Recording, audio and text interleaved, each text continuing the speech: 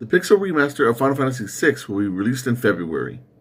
The game was thought to have already been released on Steam, iOS, and Android, but as Square Enix announced via a press release, the developers needed additional time for some final touches. This version will replace the current version available on these platforms, so in case you want the older, odder-looking mobile versions, you better get it before February. I've been getting all of these Pixel remasters of the Final Fantasy games, and I haven't spent a whole lot of time with them, but from what I've seen, they look decent enough, and I definitely prefer this over the kind of weird chibi versions that are out now, so I'm definitely going to pick up this version. But what do you all think about these Pixel remasters? I don't really care about the way that the font looks. That's a non-issue. I don't know why everyone's complaining about that. But besides that, let me know what you think about these versions in the comments below. It's a new year, and we can start off with a juicy rumor. Apparently, there's a brand new achievement list for Goldeneye 007 up on TrueAchievements.com. So maybe the game is being ported over to Xbox One or possibly other platforms. I'm not sure. My guess is that it's probably Xbox exclusive because the game was made by Rare and Microsoft is owned by Rare. And maybe they made a deal with Nintendo, which they have been working with occasionally, like Cuphead coming over to Switch and stuff like that, and allowing Banjo-Kazooie to be in Smash Brothers. So, I mean, 10 years ago I would have told you that this wasn't possible, but we now know that there was a remaster of GoldenEye 007 on its way to the Xbox Live Arcade, and then it just got canceled at the last minute due to licensing. So maybe they tried again, and maybe it's going to be shadow release sometime this month. Who knows?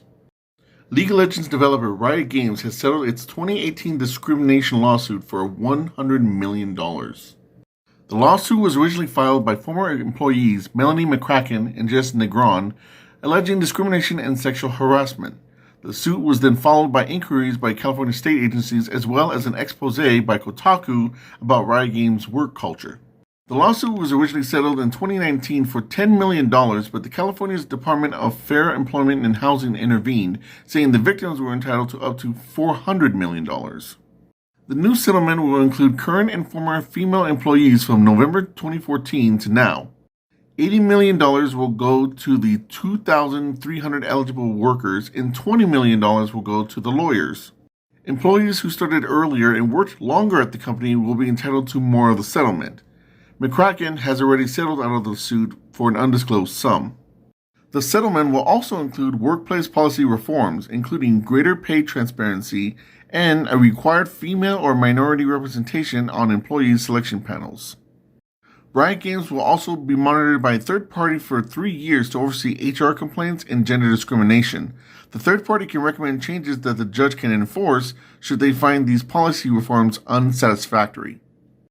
You know, this news has huge implications for what this could mean for what's been going on over at Activision. Currently, they're kind of in the same boat, considering that they settled for like $15 million or something like that, and that got rejected as well. So maybe everyone that's going through what they're going through over there right now will eventually get a settlement somewhere around this ballpark, or possibly even more. Of course, what's most importantly is that things actually change over there. So the changes that you're seeing here with the third party and actually having changes be reinforced by the judge in this case is really interesting. Although, of course, the number one thing that needs to happen, at least starting off, is a Bobby Kotick needs to be thrown out over at Activision. So we got to make sure that that happens. But getting back to Riot Games, I'm happy to see that this settlement has occurred, and that people are going to be getting the money that they deserve for all the pain and strife that they went through. Ultimately, it's kind of a lopsided gesture because money is not going to really fix the things that they went through, but it at least helps them to move forward and, you know, get through the rest of their lives with something else to help them out. The PlayStation VR2 has been revealed. The headset will feature 4K resolutions with 2000 by 2040 resolution per eye, HDR support, 110-degree field of view, an OLED display, 90 to 120 frame rates, full vivid rendering, headset controller tracking that removes the need for an external camera, eye tracking, headset feedback, and new controllers called the Sense controllers. which, similar to the PS5 DualSense controllers, will have haptic feedback and adaptive triggers. PlayStation is touting a simple setup as well, as there is only one cable for setting up.